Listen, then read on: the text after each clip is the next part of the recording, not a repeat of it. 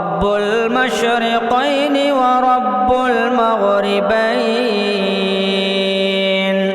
فبأي آلاء ربكما تكذبان مرج البحرين يلتقيان بينهما برزخ لا يبغيان۔ تمام قسم کی تعریفات وحدہ لا شریک، خالق کائنات، مالک ارض و سما کے لیے ہے، اور لاکھوں کروڑوں درود و سلام ہو اس ہستی اقدس و مقدس پر جن کا نام نامی اسم گرامی محمد الرسول اللہ صلی اللہ علیہ وسلم ہے۔ حضرات، گزشتہ خطبہ جمعہ نماز کے چھوٹ جانے کا غم، اس عنوان پر قرآن و حدیث کی روشنی میں چند اہم باتیں آپ کے سامنے بیان کی گئی تھیں۔ انشاءاللہ آج خطبہ جمعہ کی مناسبت سے جس عنوان کا انتخاب کیا گیا ہے وہ عنوان ہے نماز میں ہونے والی چند کوتاہیاں اور غلطیاں۔ حضرات، ہم انسان ہیں اور انسان سے غلطی ہونا یقینی بات ہے۔ آج ہم نماز تو پڑھتے ہیں، مگر ہماری نماز رسول اللہ صلی اللہ علیہ وسلم کی نماز سے بالکل مختلف ہے۔ نبی صلی اللہ علیہ وسلم نے جس طرح امت مسلمہ کو نماز پڑھ کر دکھلائی، آج افسوس کا مقام ہے امت کا اکثر طبقہ نبی صلی اللہ علیہ وسلم کی سنت کے مطابق نماز نہیں پڑھتا، جبکہ پیارے نبی محمد الرسول اللہ صلی اللہ علیہ وسلم نے واضح انداز میں فرما دیا، صلو کما رأیتمونی اصلی، اے لوگو جس طرح تم مجھے نماز پڑھتا ہوا دیکھ رہے ہو اسی طرح نماز پڑھو، جس طرح میں نے تمہیں نماز پڑھنا سکھلائی اسی طرح نماز پڑھو۔ لیکن آج افسوس کا مقام ہے ہماری نماز رسول اللہ صلی اللہ علیہ وسلم کی نماز سے الگ ہے۔ نبی صلی اللہ علیہ وسلم نے رفع الیدین کرنا سکھایا، لیکن آج ہم رفع الیدین نہیں کرتے۔ نبی صلی اللہ علیہ وسلم نے نماز میں سورۃ الفاتحہ کی تلاوت کا اہتمام کیا اور کرنے کا لوگوں کو حکم دیا، مگر ہم نمازوں میں سورۃ الفاتحہ کا اہتمام نہیں کرتے۔ رسول اللہ صلی اللہ علیہ وسلم ہاتھوں کو سینوں پر باندھا کرتے تھے، مگر ہم رسول اللہ صلی اللہ علیہ وسلم کی مخالفت میں ہاتھ کو ناف کے نیچے باندھتے ہیں۔ حضرات، ہماری نمازوں میں بہت زیادہ کوتاہیاں ہیں، ہماری نمازوں میں بہت ساری غلطیاں ہیں۔ ایک انسان کے لیے، ایک مسلمان کے لیے یہ ضروری اور لازم ہے وہ رسول اللہ صلی اللہ علیہ وسلم کی طرح نماز پڑھے۔ رسول اللہ صلی اللہ علیہ وسلم نے جس طرح نماز پڑھ کر دکھلایا ہے اس طرح نماز ادا کرنے کی کوشش کریں، اور اگر ہماری نمازوں میں غلطیاں یا پھر کوتاہیوں کا امکان ہے تو علماء کرام سے فوراً اس کی اصلاح فرما لیں۔ حضرات، ہماری نماز میں غلطیوں میں سے ایک غلطی، سب سے بڑی کوتاہی، رسول اللہ صلی اللہ علیہ وسلم کی نماز سے ہماری نماز مختلف ہے۔ نبی صلی اللہ علیہ وسلم کے بارے میں آتا ہے، آپ صلی اللہ علیہ وسلم تکبیر تحریمہ کے وقت رفع الیدین کرتے، نبی صلی اللہ علیہ وسلم رکوع میں جاتے وقت رفع الیدین کرتے، اور آپ صلی اللہ علیہ وسلم رکوع سے جب سر اٹھاتے تو تب بھی رفع الیدین کرتے۔ لیکن آج امت مسلمہ کا اکثر طبقہ رسول اللہ صلی اللہ علیہ وسلم کی سنت سے محروم ہے۔ مسلمانوں کا اکثر طبقہ رفع الیدین رکوع کے وقت، رکوع سے سر اٹھاتے وقت یا تیسری رکعت کے لیے اٹھتے وقت رفع الیدین نہیں کرتا۔ اللہ کے نبی علیہ الصلوۃ والسلام کے بارے میں آتا ہے، صحابی رسول فرماتے ہیں کان النبی صلی اللہ علیہ وسلم رفع یدیہ حذو منکبیہ اذا افتتح الصلاۃ۔ یہ روایت صحیح ہے میرے بھائیوں۔ نبی صلی اللہ علیہ وسلم جب نماز شروع کرتے، تکبیر تحریمہ کرتے تو آپ صلی اللہ علیہ وسلم رفع الیدین کرتے۔ آپ اپنے ہاتھوں کو کندھوں تک یا کانوں تک اٹھاتے۔ پھر اس کے بعد حدیث میں آگے آتا ہے وَإِذَا كَبَّرَ لِلرُّكُوعِ وَإِذَا رَفَعَ رَأْسَهُ مِنَ الرُّكُوعِ، اور جب نبی صلی اللہ علیہ وسلم رکوع میں جاتے اور رکوع سے اڑتے، پھر تیسری رکعت کے لیے اڑتے تو آپ صلی اللہ علیہ وسلم رفع الیدین کرتے۔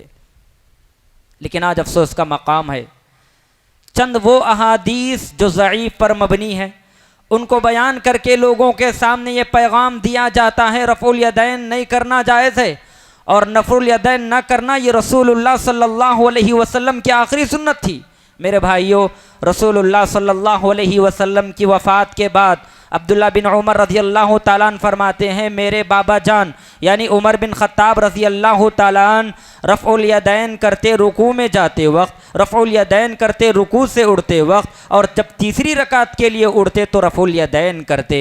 حضرت ابو بکر صدیق رضی اللہ تعالیٰ عنہ سے بھی رفع الیدین کرنا ثابت ہے۔ بعض ایک روایات ایسے ہیں جو صحیح نہیں ہیں، جیسے برہ رضی اللہ تعالیٰ عنہ کی روایت ہے، وہ کہتے ہیں نبی علیہ الصلوۃ والسلام کے بارے میں کان النبی صلی اللہ علیہ وسلم یرفع یدیہ اذا افتتح الصلاۃ، یعنی نبی صلی اللہ علیہ وسلم تکبیر تحریمہ کے سوا رفع الیدین نہیں کیا کرتے تھے۔ ثم لا یعود، پھر نبی صلی اللہ علیہ وسلم نے رفع الیدین نہیں کیا سوائے تکبیر تحریمہ کے۔ علماء کہتے ہیں لا یعود کا جو لفظ ہے یہ جملہ اضافہ ہے، اس جملے کا اضافہ کیا گیا ہے۔ اسی طرح ایک اور روایت پیش کی جاتی ہے حضرت عبداللہ بن مسعود رضی اللہ تعالیٰ عنہ کی، صلیت خلف النبی صلی اللہ علیہ وسلم و ابی بکر و عمر، میں نے، عبداللہ بن مسعود کہتے ہیں میں نے نبی صلی اللہ علیہ وسلم کے پیچھے عمر اور ابو بکر کی پیچھے نماز پڑھی، فلم یرفعوا ایدیہم، انہوں نے تکبیر تحریمہ کے سوا رفع الیدین نہیں کیا۔ حضرات یہ بھی صحیح نہیں ہے۔ اگر ہم احادیث کے ذخیرے کا مطالعہ کریں تو یہ بات روز روشن کی طرح آیا ہو جاتی ہے۔ نبی صلی اللہ علیہ وسلم نے رفع الیدین کیا، اور نبی کی زندگی میں صحابہ کرام نے رفع الیدین کیا۔ نبی کی وفات کے بعد عبداللہ بن عمر، عمر بن خطاب اور ابو بکر صدیق رضی اللہ تعالیٰ عنہم اور دیگر کئی صحابہ کرام سے ثابت ہے رفع الیدین کرنا۔ لہذا ہماری نمازوں کی کوتاہیوں میں سے کوتاہی، غلطیوں میں سے ایک غلطی رفع الیدین نہ کرنا ہے۔ اسی طرح ہماری نمازوں کی غلطیوں میں سے ایک غلطی نماز میں سورۃ الفاتحہ کی تلاوت نہ کرنا ہے۔ اکثر مسلمانوں کا طبقہ نمازوں کے اہتمام میں سورۃ الفاتحہ نہیں پڑھتا۔ نبی علیہ الصلوۃ والسلام کی سنت ہمیں یہ بتاتی ہے سورہ فاتحہ پڑھے بغیر نماز مکمل نہیں ہو سکتی۔ نبی علیہ الصلوۃ والسلام نے ایک حدیث میں فرمایا لا صلاۃ لمن لم یقرأ بفاتحۃ الکتاب، جو شخص نماز میں سورۃ الفاتحہ نہ پڑھتا اس کی نماز نہیں۔ اس حدیث پر غور کیجئے، نبی صلی اللہ علیہ وسلم نے لفظ من کا استعمال کیا ہے، لا صلاۃ لمن، اور یہ من عموم پر دلالت کرتا ہے۔ عموم کا مطلب چاہے منفرد ہو، امام ہو، مقتدی ہو، نماز سری ہو، جہری ہو، نفل ہو، فرض ہو، سنت ہو، ہر اعتبار سے ہر رکعت میں سورۃ الفاتحہ ادا کرنا ضروری ہے۔ یہ محمد الرسول اللہ صلی اللہ علیہ وسلم کا فرمان ہے۔ آج کتنے ایسے مسلمان ہیں جو یہ کہتے ہیں اس حدیث سے مراد محمد رسول اللہ کی یہ ہے کہ سورہ فاتحہ پڑھنا امام کے لیے لازم ہے، مقتدیوں کے لیے لازم نہیں، حضرات یہ باطل دعویٰ ہے، یہ جھوٹی بات ہے۔ نبی علیہ السلام کی احادیث سے پتہ چلتا ہے نماز کی ہر رکعت میں چاہے امام ہو یا مقتدی ہو، مصلی ہو، ہر ایک کے لیے سورۃ الفاتحہ کا ادا کرنا ضروری ہے۔ اس عموم کی مزید تائید نبی علیہ السلام کی احادیث سے ہوتی ہے۔ ایک مرتبہ پیارے نبی صلی اللہ علیہ وسلم نماز فجر پڑھا رہے ہیں، آپ علیہ السلام کے پیچھے صحابہ کرام بھی آپ کی قرات کے ساتھ قرات کر رہے تھے۔ نماز جب ختم ہوئی تو پیارے نبی علیہ السلام نے پوچھا، کیا تم بھی میرے ساتھ قرات کر رہے تھے؟ کیا تم بھی میرے ساتھ قرآن مجید کی تلاوت کر رہے تھے؟ صحابہ کرام نے فرمایا، ہاں اے اللہ کے نبی صلی اللہ علیہ وسلم، جب آپ نماز پڑھا رہے تھے، آپ قرات کر رہے تھے، ہم بھی آپ کے ساتھ تلاوت کر رہے تھے۔ تو اللہ کے نبی علیہ السلام نے فرمایا، لا تفعلوا الا بام القرآن، اے میرے صحابہ ایسا نہ کرو سوائے ام القرآن کے۔ مطلب یہ ہے جب میں نماز پڑھا رہا ہوں تو تم سورہ فاتحہ کا اہتمام کرو، سورہ فاتحہ پڑھنے کے بعد جب میں دوسری قرات کروں اس کو تم مت پڑھو، اس کو مت پڑھو میری اقتداء میں۔ یہاں نبی صلی اللہ علیہ وسلم نے سورۃ الفاتحہ کے علاوہ قرآن مجید کی دوسری سورت پڑھنے سے منع فرمایا ہے۔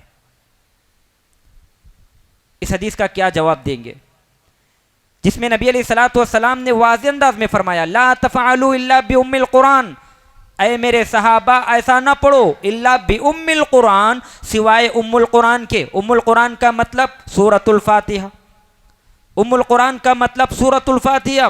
اللہ کے نبی صلی اللہ علیہ وسلم نے سورۃ الفاتحہ پڑھنے کا حکم دیا اور کہا اس لیے کہ اگر کوئی شخص سورہ فاتحہ نماز میں نہیں پڑھتا تو اس کی نماز مکمل نہیں ہے۔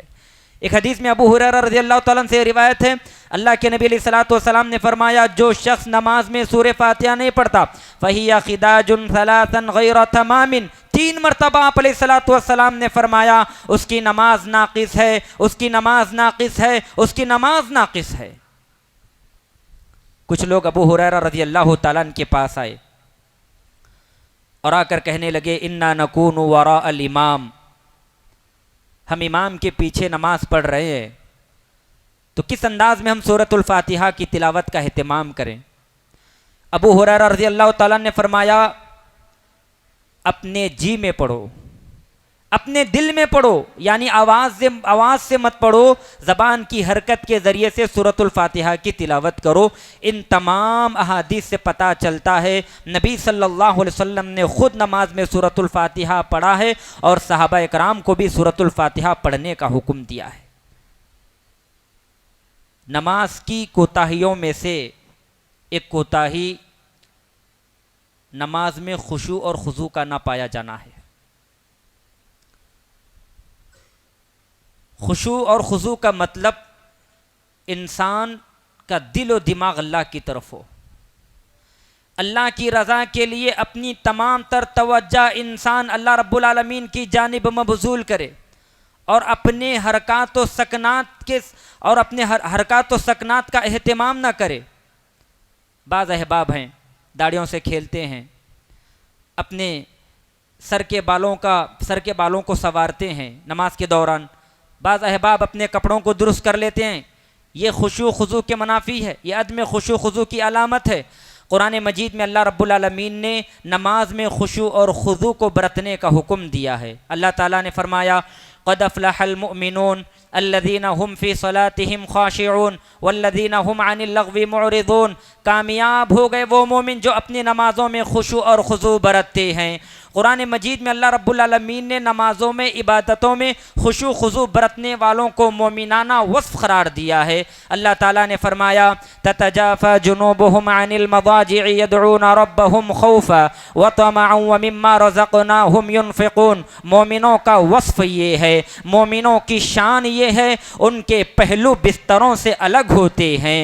خوفا وطمعا، وہ اپنے رب کو طمع کے ساتھ، خوف کے ساتھ پکارتے ہیں۔ خوف و طمع کی کیفیت جب ایک انسان کے دل میں پیدا ہوتی ہے، اللہ کا ڈر جب ایک انسان کے دل میں پیدا ہوتا ہے تو یہی خشوع اور خضوع کی دلیل ہے۔ میرے بھائیوں، پیارے نبی محمد رسول اللہ صلی اللہ علیہ وسلم نے فرمایا، الاحسان ان تعبد اللہ کأنک تراک فإن لم تکن تراہ فإنہ یراک، اے لوگو احسان یہ ہے تم اللہ کی عبادت اس طرح کرو کہ تم اللہ کو دیکھ رہے ہو۔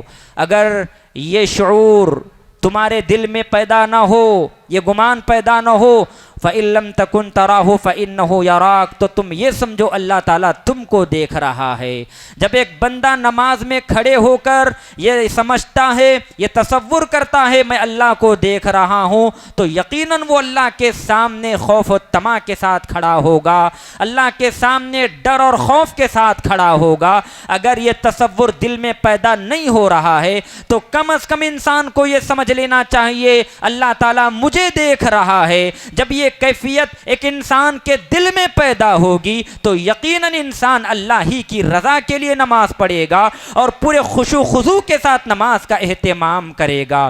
پیارے نبی علیہ الصلوۃ والسلام نے فرمایا ایک بندے کے دل میں جب خشوع و خضوع نہ ہو، ایک بندے کی عبادت میں نماز میں خشوع و خضوع نہ ہو تو ثواب میں بھی اجر و ثواب میں کمی بیشی ہوتی ہے۔ پیارے نبی علیہ الصلوۃ والسلام نے فرمایا ان الرجل لینصرف وما كتب له الا عشر صلاته تسعها ثمنها سبعها سدسها خمسها ربعها ثلثها نصفها۔ نبی علیہ الصلوۃ والسلام نے فرمایا ایک آدمی نماز پڑھ کر گھر کی طرف جا رہا ہے تو کسی کو 10واں حصہ، کسی کو 9واں، کسی کو 8واں، 7واں، 6واں، 5واں، 4واں، 3واں اور کسی کو آدھا ثواب لکھ دیا جاتا ہے۔ حضرات غور فرمائیں، امام ایک اور مصلی بھی جماعت کے ساتھ نماز ادا کر رہے ہیں۔ نماز پڑھ کر جب اپنے گھروں کی طرف جا رہے ہیں تو اجر و ثواب میں کمی ہے۔ اجر و ثواب میں کمی کا مطلب یہ ہے جس انسان کے دل میں جتنا خشوع و خضوع ہوگا اسی کے بقدر اللہ رب العالمین اجر و ثواب عطا فرمائے گا۔ اس حدیث کو پیش نظر رکھ کر مسلمانوں کو چاہیے جب بھی وہ نماز کا اہتمام کریں اللہ کی رضا کے لیے اور خشوع و خضوع کے ساتھ نمازوں کی پابندی کرنے کی کوشش کریں۔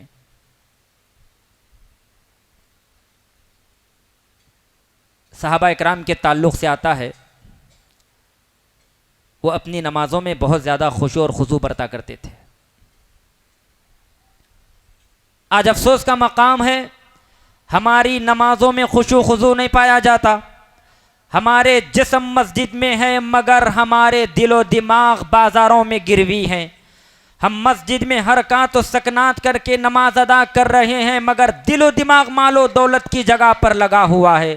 ہم اللہ رب العالمین کی بارگاہ میں کھڑے ہو کر فرض نماز کو ادا کر رہے ہیں مگر ہمارا پورا دماغ بازاروں کی طرف ہے، پیسے گننے میں لگا ہوا ہے، مال و دولت کو بٹورنے میں لگا ہوا ہے، حساب و کتاب میں لگا ہوا ہے۔ حضرات یاد رکھیں یہ کیفیت جب ایک انسان کے دل میں پیدا ہوتی ہے، اللہ کی بارگاہ میں کھڑا ہو کر ایک انسان بازاروں کی طرف اپنا دماغ رکھتا ہے تو یاد رکھیں یہ عدم خشوع اور خضوع کی دلیل ہے، یہ عدم خشوع خضوع کی دلیل ہے۔ ارے اگر خشوع خضوع دیکھنا چاہتے ہو تو نبی کی نماز کو دیکھ لو، خشوع خضوع دیکھنا چاہتے ہو صحابہ اکرام کی نمازوں کو دیکھ لو، خشوع خضوع دیکھنا چاہتے ہو اسلاف کی نمازوں کو دیکھ لو۔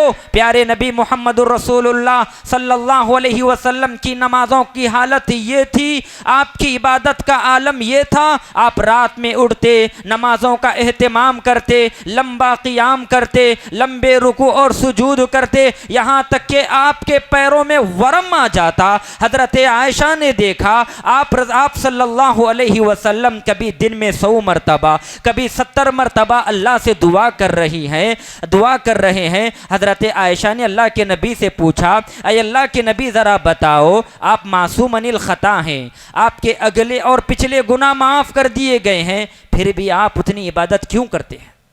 پھر بھی آپ اے اللہ کے نبی اتنی عبادت کیوں کرتے ہیں؟ اللہ کے نبی علیہ الصلوۃ والسلام نے فرمایا افلا اکون عبدا شکورا، اے عائشہ کیا میں اللہ کا شکر گزار بندہ نہ بنوں؟ نبی علیہ الصلوۃ والسلام کی نماز کی حالت تو دیکھیں میرے بھائیوں، آپ صلی اللہ علیہ وسلم نماز کے لیے کھڑے ہو رہے ہیں، نماز ادا کر رہے ہیں اور آپ کے پیروں میں ورم آ چکا ہے، سوجن آ چکی ہے۔ یہ نبی علیہ الصلوۃ والسلام کی نماز کی کیفیت تھی۔ عمر بن خطاب رضی اللہ تعالیٰ عنہ کو جب ابو لولو مجوسی نے وار کر کے زخمی کیا تو عمر بن خطاب رضی اللہ تعالیٰ عنہ بے ہوش ہو کر گر پڑے۔ تھوڑی دیر کے بعد یعنی تقریباً 1 دن کے بعد جب حضرت عمر رضی اللہ تعالیٰ عنہ کو ہوش آیا تو عمر بن خطاب رضی اللہ تعالیٰ نماز پڑھنے کے لیے کھڑے ہو گئے اور نماز ادا کرنے لگے۔ حالت کیا تھی؟ حالت یہ تھی آپ کو جسم سے آپ کو زخم سے خون اور پیپ بہہ رہا تھا، یہ خشوع خضوع کی علامت تھی۔ آپ رضی اللہ تعالیٰ عنہ نے اسی حالت میں نماز ادا کیا جبکہ خون مسلسل بہہ رہا ہے۔ اور آپ کے تعلق سے آتا ہے قرآن مجید کی آیت، آپ ایک مرتبہ نماز پڑھ رہے تھے، سورۃ الطور کی اس آیت پر پہنچے، ان عذاب ربک لواقع ما له من دافع۔ بتانے کا مقصد یہ ہے ہماری نمازوں میں خشوع خضوع نہیں ہونے کی وجہ سے آج ہم نمازوں میں روتے نہیں، نمازوں کی حالت میں آج ہمارے آنکھوں سے اشک رواں نہیں ہوتے۔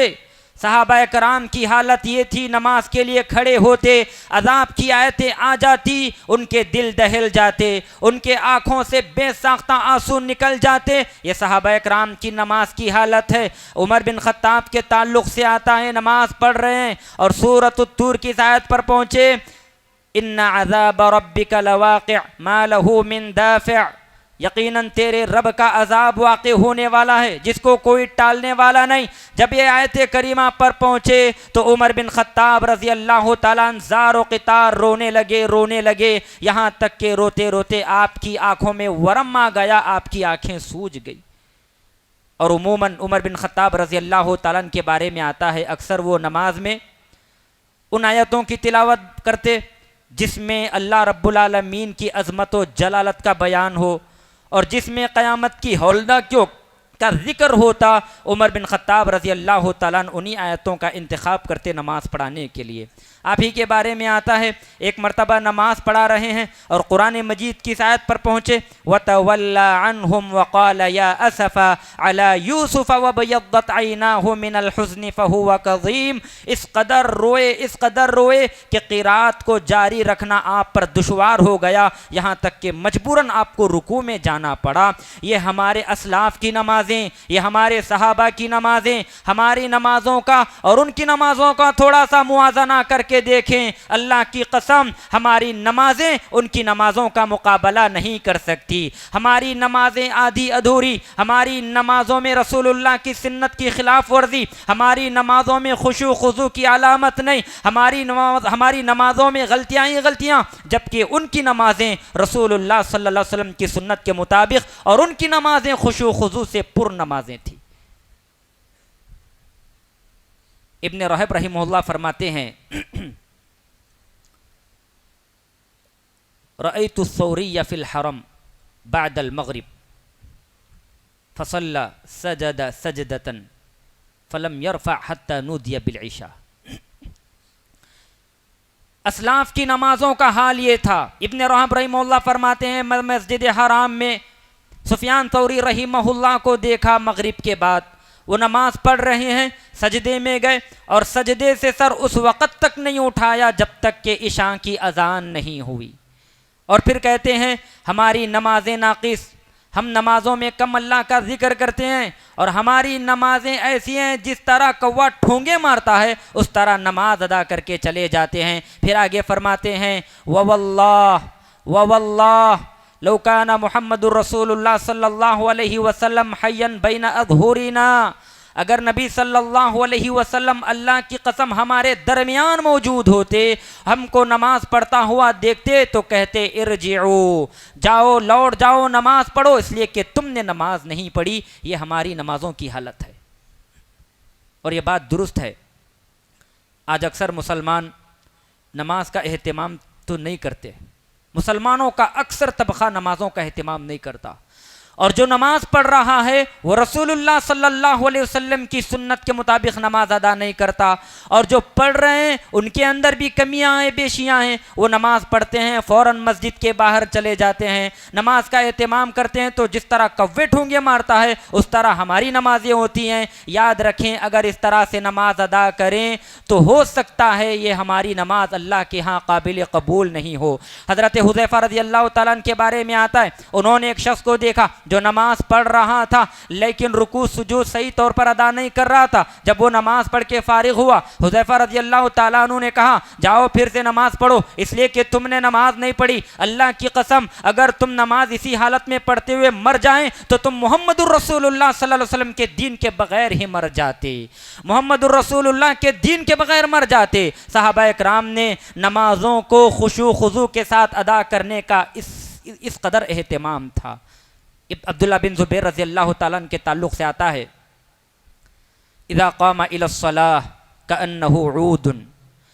عبداللہ بن زبیر رضی اللہ تعالیٰ عنہ جب نماز کے لیے کھڑے ہوتے تو ایسا لگتا گویا کہ لکڑی کھڑی ہوئی ہے. یہ نمازوں میں خشوع خضوع کی حالت ہے. اور ہماری نمازیں کیسی ہیں؟ کبھی دائیں طرف جھکنا، کبھی بائیں طرف جھکنا، کبھی آگے کو جھکنا، کبھی پیچھے کو چلے جانا، یا کبھی حرکت و سکنت کرتے رہنا. یہ ہماری نمازوں کی حالت ہے. اور ہمارے صحابہ کی نمازوں کی حالت جب بھی نماز کے لیے کھڑے ہوتے ایسا لگتا گویا کہ لکڑی کھڑی ہوئی ہے، لکڑی کھڑی ہوئی ہے. اور آپ ہی کے تعلق سے آتا ہے وَكَانَ ابْنُ الزُّبَيْرِ فَيُصَلِّي. ابن زبیر رضی اللہ تعالیٰ عنہ کے تعلق سے آتا ہے نماز پڑھ رہے ہیں فَيُرْمَى بِالْحِجَارَ مِنَ الْمِنْجَنِيقِ فَمَا يَلْتَفِتْ. منجنیق سے آپ پر پتھر برسائے جا رہے ہیں لیکن آپ ملتفت نہیں ہو رہے، متوجہ نہیں ہو رہے. پتھر برسانا پھر بھی اللہ کی بارگاہ میں یکسو ہو کر خشوع خضوع کے ساتھ نماز ادا کرنا یہ کوئی معمولی بات نہیں ہے. علی بن حسین رضی اللہ تعالیٰ علی بن حسین رحمہ اللہ کے تعلق سے آتا ہے ایک مرتبہ وہ گھر میں نماز ادا کر رہے تھے. خشوع خضوع کی دلیل دیکھیں، خشوع خضوع کا عالم نمازوں میں. وہ نماز ادا کر رہے ہیں، سجدے میں چلے گئے، ان کے گھر کو آگ لگ گئی.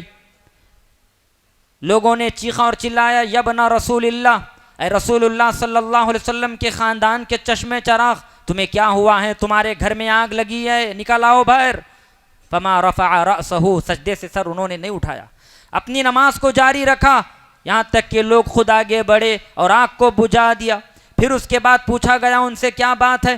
جب آپ کے گھر میں آگ لگی ہم نے چیخا چلایا، آپ کو متنبہ کیا، آگاہ کیا، مگر آپ نے التفات نظر نہیں کیا. انہوں نے کہا دراصل مجھے کسی اور آگ نے مشغول کر رکھا تھا، مجھے کسی اور آگ نے مشغول کر رکھا تھا. یعنی کہ آخرت کی آگ نے مجھے دنیا کی آگ سے مشغول کر رکھا تھا. میں مناسب نہیں سمجھا کہ دنیا کی آگ سے ڈر کر میں ملتفت ہوں، التفات نظر کروں. ان کو پتہ ہی نہیں چلا. نماز میں اس قدر منہمک ہو چکے ہیں، ایسا خشوع اور خضوع نماز میں پایا جا رہا ہے. گھر کو آگ لگی مگر ان کو احساس تک نہیں ہوا. میرے بھائیوں آپ ہی کے تعلق سے آتا ہے اذا قام الى الصلاة اسفر، اذا توضأ اسفر واذا قام الى الصلاة ارتعد. جب آپ وضو کرتے تو زرد ہو جاتے. یہ کیفیت دیکھیے صحابہ اکرام کی اور ہمارے تابعین تبع تابعین کی کیفیت نمازوں کی کیسی تھی. جب وضو کرتے زرد پیلے ہو جاتے، اور جب نماز کے لیے اللہ کی بارگاہ میں کھڑے ہو جاتے کانپنے لگتے. کیا یہ کیفیت آج ہم مسلمانوں کے اندر پائی جاتی ہے؟ کیا ہم وضو کرتے ہوئے پیلے اور زرد ہوتے ہیں؟ کیا ہم اللہ کی بارگاہ میں کھڑے ہونے کے بعد ہمارے ٹانگ کپ کپاتے ہیں؟ یقیناً ایسی کیفیت آج ہمارے اندر نہیں پائی جاتی. یہ ہمارے تابعین تبع تابعین ہیں، نماز کے لیے کھڑے ہو رہے ہیں، تھرا رہے ہیں، کپ کپا رہے ہیں. پوچھنے والے نے پوچھا کیا مسئلہ ہے؟ جب آپ وضو کرتے ہیں تو زرد ہو جاتے ہیں اور جب آپ اللہ کی بارگاہ میں کھڑے ہوتے ہیں تو کپ کپانے لگتے ہیں. آپ نے فرمایا اے لوگو تمہیں کیا معلوم میں کس کے سامنے کھڑا ہو رہا ہوں اور کس سے مناجات کر رہا ہوں، سرگوشی کر رہا ہوں. تو نمازوں میں خشوع خضوع انتہائی ضروری ہے. اسی طرح ہماری نماز کی کوتاہیوں میں سے ایک کوتاہی ٹخنوں سے نیچے کپڑے لٹکانا ہے. مسلمانوں کا اکثر طبقہ آج ٹخنوں سے نیچے کپڑے لٹکانے کو فیشن سمجھتا ہے. اگر کوئی اچھا خاصا مسلمان ٹخنوں سے اوپر کپڑا پہن لے، پیجامہ پہن لے تو اس کا مذاق اڑایا جاتا ہے. کہا جاتا ہے یہ 1990 کے دور میں جی رہا ہے. میرے بھائیوں یاد رکھیں یہ رسول اللہ صلی اللہ علیہ وسلم کا حکم ہے. پیارے نبی محمد الرسول اللہ صلی اللہ علیہ وسلم نے فرمایا لا ينظر اللہ یوم القیامہ الی رجل. اللہ تعالیٰ کل قیامت کے دن اس آدمی کو نظر کرم سے نہیں دیکھے گا جو تکبر سے اپنے کپڑوں کو ٹخنوں سے نیچے لٹکاتا ہے. بہت سارے لوگ کہتے ہیں ہم تکبر سے نہیں لٹکاتے. ہم یوں ہی لٹکاتے ہیں. یاد رکھیں اگر ایسے بھی لٹکائیں تو تب بھی جہنم کی وعید اللہ کے نبی علیہ الصلوۃ والسلام نے بیان فرمائی ہے. آپ نے فرمایا ما اسفل من الکعبین من الازار ففی النار، جو شخص اپنے کپڑوں کو ٹخنوں سے نیچے لٹکائے گا وہ جہنم میں جائے گا. نبی علیہ الصلوۃ والسلام نے یہ وعید بیان فرمائی ہے. حضرات یاد رکھیں چاہے مسجد میں ہو مسجد کے باہر ہو، یہ حکم عام ہے، یہ حکم عام ہے. یاد رکھیں یہ کبیرہ گناہ حرام ہے اور یہ داڑھی کاٹنے سے زیادہ سخت گناہ ہے. اسی لیے علماء کہتے ہیں کہ انسان کو چاہیے وہ ہمیشہ اپنے کپڑوں کو ٹخنوں کے اوپر پہنے. آج خصوصاً نسل نوجوان سے میں خطاب کر رہا ہوں، یہ پیغام دے رہا ہوں، وہ رسول اللہ صلی اللہ علیہ وسلم کی اس حدیث پر عمل کرے. ہمیشہ اپنے کپڑوں کو، پینٹ کو یا پیجاموں کو ٹخنوں سے اوپر رکھنے کی کوشش کریں. چاہے آپ مسجد کے باہر ہو یا مسجد میں ہو یا حضر میں ہو یا سفر میں ہو یا کسی بھی مقام پر ہو، تو کپڑے اس طرح سلوائیں جو ٹخنوں سے نیچے نہ لٹکے بلکہ ٹخنوں سے اوپر ہی رہے. ایک سوال، ایک مسئلہ ہے، آپ دیکھتے ہوں گے اکثر علماء اکرام نماز کے دوران، سنے بات یہ، نماز کے دوران متنبہ کرتے ہیں، لوگوں کو آگاہ کرتے ہیں، کہتے ہیں کہ اگر کپڑے ٹخنوں سے نیچے ہیں تو ٹخنوں کے اوپر کر لو. خصوصاً نماز کے دوران ہی آپ کو متنبہ کیوں کیا جاتا ہے؟ کیا آپ نے کبھی غور کیا میرے بھائیو؟ یاد رکھیں میں ایک حدیث سناتا ہوں آپ کو. پیارے نبی علیہ الصلوۃ والسلام کے بارے میں آتا ہے، ایک آدمی نے نماز پڑھی، نماز پڑھ کر فارغ ہوا تو اللہ کے نبی نے فرمایا جاؤ وضو کرو. وہ شخص گیا، پھر وضو کر کے اللہ کے نبی کے پاس آیا. آپ نے فرمایا اذهب فتوضا، فذهب فتوضا. وہ پھر آیا، اللہ کے نبی نے کہا جاؤ وضو کرو. وہ پھر گیا وضو کرا اور اللہ کے نبی کے پاس آیا تو اللہ کے نبی نے فرمایا جاؤ وضو کرو، تمہارا وضو نہیں ہوا. پوچھنے والے نے پوچھا اے اللہ کے نبی یہ 2-3 مرتبہ وضو کر کے آیا اور آپ نے کہا جاؤ وضو کرو. تو اللہ کے نبی علیہ الصلوۃ والسلام نے فرمایا کیا تم نے نہیں دیکھا اس شخص نے نماز پڑھی جبکہ اس کے کپڑے اس کے ٹخنوں سے نیچے لٹک رہے تھے. پھر آپ نے فرمایا ان اللہ لا يقبل الصلاۃ. حدیث سن لے غور سے. نبی علیہ الصلوۃ والسلام نے فرمایا ان اللہ لا يقبل الصلاۃ رجل مسبل ازارہ. اللہ کے نبی نے فرمایا، حدیث صحیح ہے، اللہ کے نبی نے فرمایا اللہ تعالیٰ اس شخص کی نماز کو قبول نہیں کرتا جو اپنے کپڑوں کو ٹخنوں سے نیچے لٹکاتا ہے.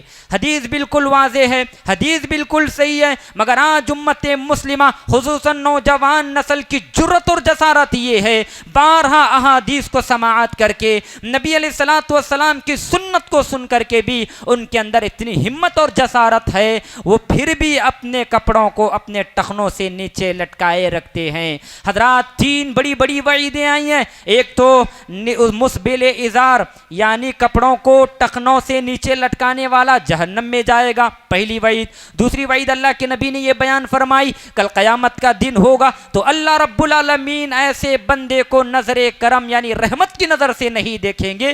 کتنی بڑی محرومی ہے، غور کیجئے گا. قیامت کا دن تو وہ دن ہے جس دن انبیاء پریشان، اولیاء پریشان، اچھے اچھے لوگ پریشان. ایسے پریشانی کے عالم میں اللہ رب العالمین ایسے بندوں پر نظر کرم نہیں کرے گا. تیسری جو وعید شدید آئی ہے، اللہ رب العالمین کپڑے لٹکا کر نماز پڑھنے کی وجہ سے ٹخنوں سے اس کی دعا، اس کی نماز کو قبول نہیں فرماتے. یہ بھی روایت صحیح ہے. 3 وعیدوں کو سننے کے بعد کیا اب بھی ہماری یہ جرأت جسارت ہوگی کہ ہم آج سے اپنے کپڑوں کو ٹخنوں سے نیچے لٹکائے رکھیں؟ کیا ہمارے اندر یہ بے باکی جرأت جسارت ہے؟ کیا ہم اللہ اور اس کے رسول کا مقابلہ کرنے پر اتر آئے ہیں؟ رسول اللہ کی احادیث کو سن کر بھی کیا ہم پھر اللہ کے نبی علیہ الصلوۃ والسلام کی مخالفت میں اپنے کپڑوں کو ٹخنوں سے نیچے لٹکائیں گے؟ تو یہ ایک کوتاہیوں میں سے ایک کوتاہی مسلمانوں کے درمیان پائی جاتی ہے. اسی طرح نماز کی غلطیوں میں سے غلطی صف بندی نہ کرنا ہے. مسلمان آج اکثر جب نماز پڑھتے ہیں تو ان کی صفیں برابر نہیں ہوتی، کوئی آگے کوئی پیچھے، کوئی ایک ایک بالش چھوڑ کر کھڑا ہو رہا ہے. نبی علیہ الصلوۃ والسلام نے فرمایا، نعمان بن بشیر رضی اللہ تعالیٰ عنہ کہتے ہیں نبی صلی اللہ علیہ وسلم صفوں کو درست کرنے کا اس قدر اہتمام کرتے تھے گویا کہ ایسا لگتا تھا کہ تیر بھی اسی صف کے ذریعے سے بنایا جاتا ہو. حدیث میں آتا ہے نبی علیہ الصلوۃ والسلام ایک مرتبہ اپنے کمرے سے نکل آئے نماز پڑھانے کے لیے. ابھی آپ تکبیر تحریمہ کرنے ہی والے تھے، لیکن ایک شخص کو دیکھا جس کا سینہ سب کے آگے نکلا ہوا تھا. آپ نے فرمایا سیدھا ہو جاؤ، اے لوگوں اپنی صفوں کو درست کر لو، وگرنہ اللہ تعالیٰ تمہارے درمیان اختلاف پیدا کرے گا. مطلب یہ ہے جو شخص اپنی صفوں کو درست نہیں کرتا، اللہ تعالیٰ ایسے لوگوں کے دلوں میں، ایسے لوگوں کے درمیان اختلاف پیدا فرماتا ہے. ایک حدیث میں اللہ کے نبی نے فرمایا رسو صفوفکم، اے لوگوں اپنے صفوں کو ملاؤ. ملانے کا مطلب کندھے سے کندھا ملا لو اور پیر سے پیر ملا کر کھڑے رہو، بیچ میں شگاف نہ رہے، سوراخ نہ رہے، بیچ میں خالی جگہ نہ چھوڑے. رسو کا مطلب یہی ہے اپنی صفوں کو ملا کر کھڑے ہو جاؤ. ایک حدیث میں اللہ کے نبی علیہ الصلوۃ والسلام نے فرمایا سووا صفوفکم فإن تسویۃ الصف من تمام الصلاۃ. بہت سارے لوگ کہتے ہیں ہمارے پاس میں بزرگ کھڑے ہوتے ہیں، اگر ہم ان کو پیر لگائیں تو کیا یہ ان کی بے حرمتی نہیں ہوئی؟ کیا یہ ان کی شان میں گستاخی نہیں ہوئی؟ حضرات یاد رکھیں رسول اللہ کی احادیث ایک جگہ ہے اور بزرگ ایک جگہ ہے. رسول اللہ کی مخالفت کرنا کیا یہ رسول اللہ کی شان میں گستاخی نہیں ہوئی؟ رسول اللہ صلی اللہ علیہ وسلم کی حدیث پر عمل نہیں کرنا کیا یہ رسول اللہ صلی اللہ علیہ وسلم کی حدیث کی خلاف ورزی نہیں ہوئی؟ اللہ کے نبی علیہ الصلوۃ والسلام نے فرمایا سووا صفوفکم، اپنے صفوں کو درست کرو، فإن تسویۃ الصف من تمام الصلاۃ، اس لیے کہ صفوں کی درستگی نماز کی درستگی ہے. لہذا جب بھی ہم نماز آئیں تو یاد رکھیں اپنی صفوں کو بالکل سیدھی طرح کھڑی رکھیں اور پیر سے پیر کندھے سے کندھا ملا کر نماز کے لیے کھڑے ہو جائیں. نماز کی غلطیوں میں سے ایک غلطی جماعت چل رہی ہے اور سنت کا اہتمام کرنا، یہ بھی بہت بڑی غلطی ہے. جب نماز پڑھ رہی ہے، جب نماز چل رہی ہے یا کوئی شخص نماز پڑھ رہا ہے، سنت پڑھ رہا ہے اور جماعت قائم ہو جائے تو اس شخص کے لیے ضروری ہے وہ سنت کو ترک کر کے جماعت کے ساتھ داخل ہو جائے. اللہ کے نبی علیہ الصلوۃ والسلام نے فرمایا اذا اقیمت الصلاۃ فلا صلاۃ الا المکتوبہ، جب فرض نماز کھڑی ہو جائے تو فرض نماز کے علاوہ کوئی اور نماز نہیں ہے. آپ جماعت کھڑی ہے اور آپ سنت پڑھ رہے ہیں پہلی رکعت میں، تو یاد رکھیں آپ کو 2 رکعت نماز ادا کرنے کے لیے 1 رکعت سے یہاں پر محروم ہو جائیں گے. جبکہ فرض اور سنت کا مقابلہ کیا جائے تو زندگی کی ساری سنت اور نوافل نماز ایک فرض نماز کا مقابلہ نہیں کر سکتی. یہی وجہ ہے پیارے نبی علیہ الصلوۃ والسلام نے فرمایا اذا اقیمت الصلاۃ فلا صلاۃ الا المکتوبہ، جب فرض نماز قائم ہو جائے تو اس کے علاوہ کوئی اور نماز نہیں ہے. اور بھی بہت ساری مسلمانوں کی نمازوں میں کوتاہیاں اور غلطیاں ہیں، پھر انشاءاللہ کبھی اس کو بیان کیا جائے گا. اللہ سے دعا ہے اللہ تعالی ہم تمام کو صحیح معنوں میں رسول اللہ صلی اللہ علیہ وسلم کی اتباع کرتے ہوئے ہمیں نماز پڑھنے کی توفیق عطا فرما. آمین. وآخر دعوانا ان الحمد للہ رب العالمین.